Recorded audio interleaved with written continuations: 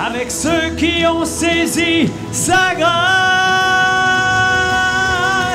Tout puissant est son nom, infini est sa grandeur.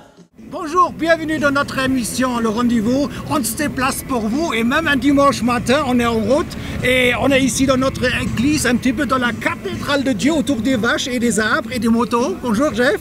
Bonjour Yannis. Ça va? Super, merci d'être là. Explique-moi un petit peu Jeff, là tu es ici dans nom même. Tu fais quoi ici et on est où? Alors là, nous sommes sur le col du Molandru et on fait la fête en fait. Le but, c'est vraiment de faire une journée festive avec nos amis motards qui sont là. Mais c'est une fête aussi pour pouvoir annoncer la parole de Dieu, c'est pour pouvoir partager avec des motards non chrétiens, leur offrir une Bible et vraiment se réjouir, donner aussi, je pense, une autre image et du chrétien d'une part et du motard d'une autre part. Alors, partout c'est écrit des affiches, bénédiction des motards, donc c'est pas de la bénédiction de la bécane, donc c'est pas qu'on va prier comme un prêtre là pour les machines, donc c'est plutôt pour les motards, non? La bénédiction. Voilà. Alors c'est vrai que Jésus est un homme de communication, donc nous on aime la communication avec les êtres humains, avec les motards, de partager notre joie aussi d'être motard, notre passion. Après, ben voilà, si quelqu'un a à cœur que sa machine soit bénie, ce qu'on fait, c'est qu'on lui demande de s'asseoir dessus, on le bénit, et à contre-coup, ben, sa moto est bénie à travers lui. Mais c'est vraiment les âmes, c'est vraiment les personnes qui... Jeff, cette fois, vous êtes notre endroit. L'année passée, c'était en bas au bord du lac, voilà. Vallée de Joux. Nous avons des images de l'édition précédente. C'était ce dimanche 10 septembre que le Festi-M, la bénédiction des motards, s'est installé à la Vallée de Joux. Avant la bénédiction de l'assistance, c'est Jean-Marc Fries, président de The Way, dans des motoclubs chrétiens de France, qui a pris la parole. Venu tout exprès d'Alsace, il ne regrette pas son long trajet pour participer à l'événement. Tout était géré, tout était organisé, la sécurité était parfaite, tout a été vraiment pris en compte et de façon impeccable. Le but de cette manifestation était de rassembler touristes, randonneurs, cyclistes et bien sûr motards pour se réjouir de la saison écoulée et pour ceux qui auraient passé des moments difficiles, leur offrir un lieu d'écoute et de soutien. Plusieurs sont venus nous voir après, ont pu parler avec nous, partager, on a pu prier avec certains qui le souhaitaient et donc pour moi c'est un total succès cette bénédiction. J'espère maintenant c'est que l'année prochaine, tous les gens qui étaient là, qui ont reçu cette bénédiction, seront encore là pour l'année prochaine. Mais j'ai aucun doute là-dessus. Le beau temps a permis aux motards, venus d'un peu partout en Suisse, d'être au rendez-vous, comprenant dans le lot bon nombre de curieux. Il y a eu un engouement de certains motards qui ne connaissaient pas, qui ont entendu parler, qui ne savaient pas ce que c'était cette manifestation et qui sont venus pour voir, pour écouter. Et effectivement, ces gens-là ont été touchés parce que la plupart, on leur a proposé une Biker Bible, donc une Bible avec des témoignages et la vraie Bible dedans. Et ces gens-là n'étaient pas des chrétiens, c'était des motards nanda, je dirais. Des gens qui ont découvert cette bénédiction, ils en ont déjà entendu parler sur d'autres lieux, mais ils l'avaient jamais vécu en vrai. Et là, ils sont venus pour voir et ils l'ont vécu en vrai, en direct. Et ça leur a plu. Ainsi étaient au programme diverses animations comme des témoignages, des stands de boissons, de repas, des concerts de musique rock et country, avec notamment en invité l'auteur, compositeur et interprète Philippe de Courroux. Jean-François Zeberli se réjouit du bon déroulement de cette bénédiction. L'organisation s'est très bien passée en fait pour nous parce qu'on avait une super équipe déjà avec toute l'équipe du motoclub The Way qui nous soutenait tant dans la prière que par leur présence.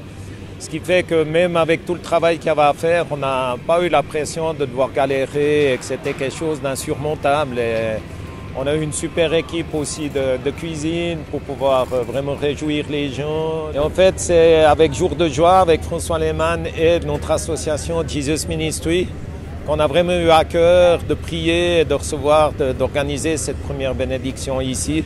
Un événement à la hauteur des attentes de ceux qui ont contribué à son élaboration, comme François Lehmann, président de la fondation Jour de Joie Ministry. Disons que cette bénédiction des motards, je trouve que c'est un projet vraiment magnifique, quoi, parce que ça rassemble des gens de tous bords, de toutes cultures. Et puis voilà, c'est très varié. On voit des gens qui débarquent en Harley, d'autres qui débarquent en Ducati. Et puis ça représente, je dirais, voilà, plusieurs clans, plusieurs différences. Puis nous, avec Jour de Joie, on désire rassembler des églises de tous bords, de tout horizon. Et puis là aussi, je dirais, on rassemble des paroisses, mais qui sont en fait des motards différents pour une journée vraiment unie et qui est vraiment super, quoi. Et nous, on a mis avec Jour de Joie à disposition les structures, parce qu'on a, voilà, c'est des choses qu'on a fait pour annoncer l'évangile. Et c'est en plein dans le but, en les utilisant pour ce magnifique projet, quoi. Alors pourquoi ici, aussi proche de Lausanne? Alors il y a plusieurs raisons. Déjà l'année passée, on a été bénis avec une centaine de motards, mais le lieu était un petit peu exigu. Et quand tu vois tout le monde qu'on a aujourd'hui, on comprend pourquoi Dieu nous a ouvert ce parking ici où on peut accueillir beaucoup plus de monde. Il y a cette question-là. Et il y a aussi pour nous, depuis le début avec François Lehmann qui est avec nous, Jour de Joie, on a toujours vu ce col comme un symbole de rapprochement entre la vallée de Joux et la plaine. Jésus était souvent sur la montagne le lien pour entre prier. Lausanne et les gens perdus dans leur Voilà, avec les vaches, là, le pays de loup de la vallée. Voilà, et c'est vraiment aussi symbole de passer un col, de se rencontrer sur la montagne. Alors, nous avons un petit extrait avec la musique de Philippe Ducourou parce que on a assisté à un culte matinal ce matin, même un dimanche, hein, voilà. Un dimanche, et un petit peu de musique avec Philippe. Sa joie est en moi, oh, oh, oh, oh, nul ne me la ravira. Hey!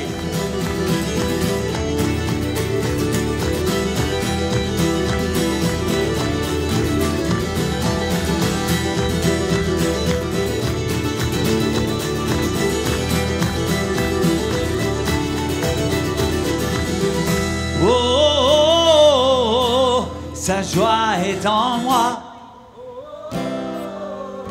Nul ne me la ravira. Oh, sa joie est en moi. Nul ne me la ravira. Oh, sa joie est en moi.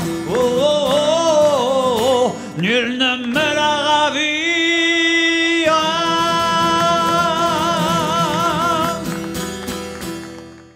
Déjà l'année passée, c'était Philippe, donc il fait partie un petit peu du meuble chez vous. Alors, l'année passée, c'était la première fois que Philippe était là et une semaine après la manifestation, il me téléphone et il me dit « Oh, c'était vraiment génial, mais je pense que l'année prochaine, vous prendrez quelqu'un d'autre. » Mais j'ai dit « Écoute, on va prier, je ne sais pas ce que Dieu va nous dire. » Et Dieu nous a vraiment mis à cœur de l'inviter. Je ne sais pas si ce sera toutes les années, mais c'est vraiment un gars super, c'est un motard, et je pense qu'il est vraiment à sa place ici. Alors, les motards chrétiens, pourquoi vous êtes organisés? Vous avez une association, il y a un stand que vous donnez, même la Bible pour les bikers. Voilà, voilà ce sens-là. Donc, vous faites pas mal d'actions, vous êtes vraiment organisés là. Alors, c'est vrai que notre association Jesus Ministries a vraiment ce but, a deux buts. Mais un des buts, c'est vraiment d'annoncer l'évangile auprès des motards. Donc on est aussi comme on a un outil dans les mains des églises. On est reconnu comme évangéliste dans le cadre de l'Union des églises de réveil et on est au service des églises pour ça. Mais toi, tu n'as pas l'air d'être un pasteur. Mais dis-moi, il y a un verset qui s'appelle Matthieu 6, verset 19, qui dit, Jésus dit, ramassez pas des trésors sur terre, car là où il y a votre trésor, serait votre cœur. Et moi j'ai l'impression, là votre trésor, des gens ont une maison, ils ont des voitures, ils ont une moto pour les week-ends, ils ont quand même pas mal de trésors, non? Oui, mais je pense que le plus grand des trésors, il n'est pas matériel, il n'est pas de ce monde. Ah, je suis pas sûr dans ce texte. Dans ce texte, c'est écrit le trésor qu'on accroche son cœur. Oh ouais, venez seulement, il n'y a pas de problème. Et quand même, j'ai l'impression, bon, peut-être pas toi, mais les gens, c'est leur vie, leur week-end, l'hiver. On prépare la nouvelle saison. Donc, il y a un vrai trésor qu'on est vraiment attaché. Oui, je pense que c'est la Bible des bikers. Voilà, c'est pas moi qui ai inventé, hein, donc je l'ai reçu ce matin, c'est là-dedans. Hein, donc, j'ai pas inventé. Alors c'est vrai que je pense que nos passions sont aussi un trésor et que Dieu veut les utiliser. Ah. Je pense que Jésus était le plus grand passionné que j'ai découvert dans la Bible. Il aimait la pêche, il aimait les bateaux. Jésus aimait les bateaux. Jésus aimait beaucoup les bateaux. On a même trouvé sa barque en Israël. Après 2000 ans, on a trouvé le bateau de Jésus. Donc il était passionné de la pêche, peut-être. Voilà, il était surtout passionné des âmes, des gens. Et au travers de notre passion de la moto, nous, on est passionnés surtout par les motards. Donc, quelque part, de vivre fat, c'est pas le but de Dieu non plus. Il aimerait bien qu'on ait quand même une sens de vivre. C'est pas la moto sens de vie, mais qu'on se réjouit sur ce passage sur Terre.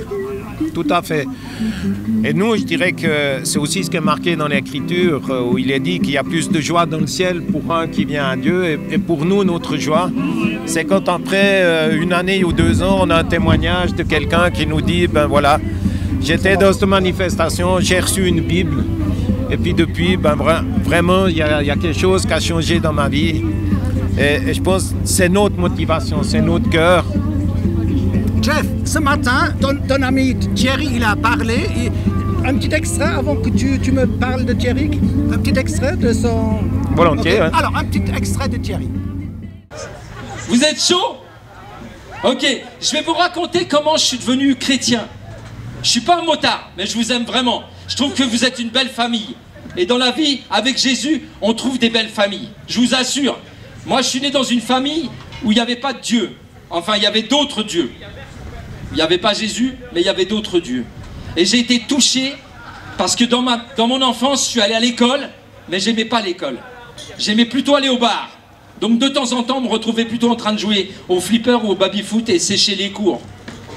Et là, je rencontrais aussi quelques motards. Apparemment, les motards, ils aiment bien aussi, de temps en temps, traîner dans les bars. Il paraît, hein. C'est pas moi qui le dis, hein. Je l'ai juste vu. Mais ce que j'aimerais vous dire aujourd'hui, c'est super de vous voir. Je suis pas un motard né, j'aime bien la moto, j'en ai jamais fait. Une fois, je suis monté sur un 6,5 Kawa. Mais je m'en rappellerai toujours, quand il a mis l'accélérateur, je me suis retrouvé les pieds en l'air. J'aimerais juste vous dire avant la bénédiction comment Dieu m'a touché. Je ne croyais pas en Dieu. Je croyais plutôt dans l'alcool, dans la drogue. Ça, j'en ai fait pas mal d'années. J'ai bien donné dans ce domaine-là. Je vous assure, je connais bien toutes les alcools qui existent dans le monde. Je connais bien toutes les drogues. Mais ça n'a pas rempli mon cœur. Il y a une chose qui me manquait dans mon cœur. Eh bien, c'est super. Vous avez un but dans la vie et c'est magnifique. Mais je vous assure, quand on emmène dans son sac à dos Jésus avec soi, ça change tout. Ça a changé mon cœur, ça a changé ma perspective de la vie. Ça a changé mon regard sur le monde. Je voyais le monde comme quelque chose de mauvais. Je me dis, c'est ça la vie. J'ai pas de but, je vais à l'école, j'aime pas l'école. Je traîne dehors, qu'est-ce que je rencontre? La drogue, l'alcool, c'est tout ce qui m'intéresse. C'est ça la vie. C'est pas la vie, ça mène pas la vie ces choses-là. Mais une chose qui a changé mon cœur et la vie, c'est lorsqu'un jour, un gars dans la rue est venu vers moi alors que je venais de me droguer. Et c'est un ami que j'avais pas rencontré depuis des années. Il a fait face à moi. Il m'a regardé, il m'a dit, Thierry, j'ai découvert quelque chose d'incroyable. Et je ne peux pas le garder pour moi. J'ai envie de le partager avec toi. Et c'est ce que vous faites, les motards aussi. Vous partagez tout ce que vous avez fait, vos voyages, vos motos. Vous êtes là en train de dire, ouais, j'ai pris la dernière Yamaha, la dernière Harley. J'ai fait tel voyage, j'ai fait telle découverte. Vous êtes une famille et c'est génial. Bravo. Et vous pouvez vous applaudir un peu, non? Yes! Vous êtes une belle famille, les motards. Alors ce Thierry, il parle de toi, qu'il ne te connaissait pas vraiment, mais finalement vous êtes des potes direct. Voilà, donc on s'est rencontrés il y a, je crois, à peu près 3 ans. On était en recherche d'un pasteur, parce qu'il est pasteur et il est venu se présenter. Et je ne sais pas ce qui se passe, des fois c'est très étonnant quand on rencontre quelqu'un la première fois. Il y a eu comme une symbiose, il y a quelque chose qui s'est passé entre nous, on est tombés dans les bras l'un de l'autre, on ne s'était jamais vus. Et Dieu a fait une unité au travers de ça, une amitié qui est devenue vraiment profonde. Et qu'il a une vie fantastique, ce gars, et j'avais vraiment un cœur qui participe avec nous parce qu'il nous soutient depuis des années. Avez-vous des gens, comme tu dis, qui ont vraiment reçu quelque chose de Dieu, à travers la parole, à travers les rassemblements, qu'on les prend au sérieux, cette passion, parce qu'ils ont tombé dedans, hein, certains. Alors on a plusieurs témoignages, on a surtout des fois des choses assez particulières qui se passent. J'ai eu ça dernièrement. Mais toi, comment tu es devenu chrétien? Tu es tombé là-dedans en tant que gamin? Tes parents, ils ont mis là-dedans dans l'histoire ou...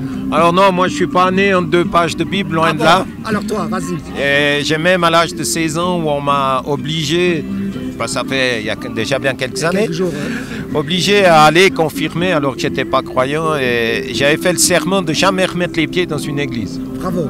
Oui. Et comment après, tu l'as récupéré? Et après, je me suis rendu compte qu'il y avait tout plein de surnaturel autour de moi. Mais comme j'avais fait le serment de ne pas aller dans une église, je suis allé chercher ailleurs le surnaturel.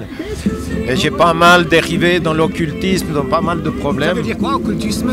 Occulte, c'est caché, mais dans le caché, ça veut voilà, dire dans tout ce qu'un peu la parapsychologie, ouais. les démons, enfin, toutes des choses ouais. Comme ça, l'alcool, la drogue, enfin, tout plein de problèmes, puisque finalement, un peu dans cette théorie occulte, c'est un peu aussi le culte de la personne, donc on a le droit de faire tout ce qu'on veut, comme on veut, il n'y a pas de barrière, il n'y a pas de limite. Mais il y avait tout plein de problèmes dans ma vie avec ça. Et c'est mon ancienne épouse qui a rencontré un pasteur, enfin une femme de pasteur. Un petit peu plus bas, voilà, comme ça on voit ton visage, oui, vas-y. Voilà, qui a rencontré la femme du pasteur, et puis ils m'ont invité à manger un soir. Ouais. Ce qui m'embêtait vraiment beaucoup. Et en fait, le pasteur avait mon âge, était passionné de sport mécanique. Excellent. Donc on a passé la première soirée, il ne m'a même pas parlé de Jésus, et Dieu lui a donné la sagesse d'attendre qu'on soit vraiment des amis avant qu'il me parle de Jésus. Et sa vie m'interpellait. Et j'ai retrouvé une vieille Bible à la maison, j'ai commencé à la lire. Naturellement, je n'ai rien compris. Alors je suis allé voir mon pote pasteur. Et là, je ne vous explique pas son visage. Il était radieux quand j'ai commencé à lui dire « Mais est-ce que tu peux me parler de Jésus ?» Donc c'est dans l'autre sens, c'est pas lui qui a dit « Il faut que je fasse un nouvel disciple », il a laissé venir l'histoire. Hein. Voilà. Ouais.